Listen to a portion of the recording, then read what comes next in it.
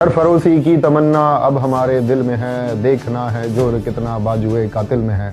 19 दिसंबर 1927 यह वो तारीख थी जब उत्तर प्रदेश के गोरखपुर, फैजाबाद और नैनी जेलों की दीवारें इसी आवाज से गूंज रही थी। रामप्रसाद बिस्मिल, अशफाक उल्लाह खां और ठाकुर रोशन सिंह, उनके लिए मौत कोई सजा नहीं बल्कि वो महबूबा थी जिससे मिलने के लिए वो बेताब थे।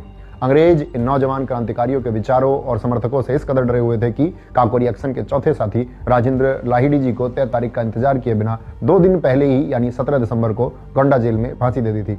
लेकिन जब फांसी देने के लिए जेलर उन्हें कालकोठरी लेने गया तो उसने देखा कि राजेंद्र लाहिड़ी जी पसीने से लथपथ होकर कसरत कर रहे थे। जेलर ने हैरान होकर के पूछा, मरने से पहले लाहिड़ी तुम कसरत क्यों कर रहे हो? तो राजेंद्र लाहिड़ी जी ने हंसते हुए जवाब दिया था, ताकि अगले जन्म में मुझे एक मजबूत शरीर मिले और मैं वापस आकर अंग्रेजों को भारत से खदेड़ सकूं। सोचिए, वो मौत के मुंह में थे फिर भी दोबारा जन्म लेकर क्रांति करने की बात कर रहे थे। उधर ठाकुर रोशन सिंह जी की दिलेरी की भी तो बात ही अलग है।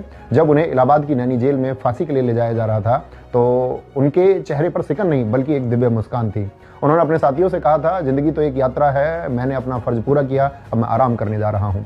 वो हाथ में गीता लेकर मुस्कुराते हुए फंदे की तरफ ऐसे बढ़े जैसे कोई दूल्हा अपनी बारात में जा रहा हो। रामप्रसाद बिस्मिल और अशफाक उल्लाह खां की दोस्ती तो आज के लोगों के लिए एक मिसाल होनी चाहिए।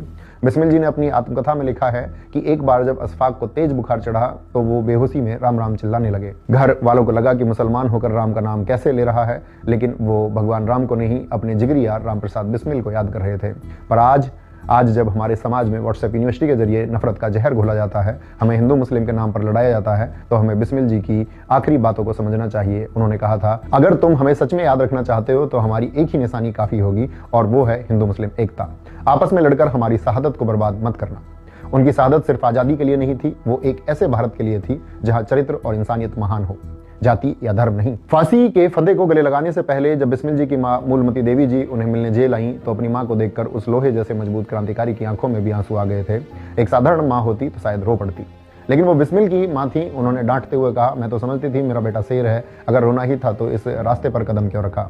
तब बिस्मिल जी ने हंसते हुए कहा था, मां ये आंसू डर के नहीं है, ये तो इसलिए है कि तुम्हारे जैसी शेरनी मां मुझे अगले जन्म में मिलेगी या नहीं।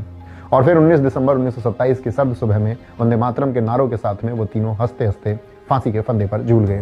प्यारे साथियों, आज उन शहीदों को नमन करते हुए खुद से एक कड़वा सवाल पूछना, जिस आजाद भारत के लिए वो कुर्बान हुए, क्या ये वही भारत है जहां आज भी लोग धर्म जात पात के नाम पर लड़ते हैं, जहां भ्रष्टाचार को हुनर और ईमानदारी को बेवकूफी समझा जाता है? सच्ची श्रद्धांजलि क्रांतिकारियों की मूर्तियों पर फूल चढ़ाने में नहीं है, सच्ची श्रद्धांजलि तब होगी जब हम नफरत फैलाने वालों की कठपुतली बनने से इनकार कर देंगे, जब हम किसी के बहकावे में आने के बजाय अपने विवेक का इस्तेमाल करेंगे, जब हम किसी के पीछे आंख मूंद कर चलने वाली भीड़ नहीं बल्कि खुली आंखों से सच देखने वाले नागरिक बनेंगे, जब हम सही को सही और गलत को गलत कहने की हिम्मत करेंगे। अपने अंदर के बिस्मिल और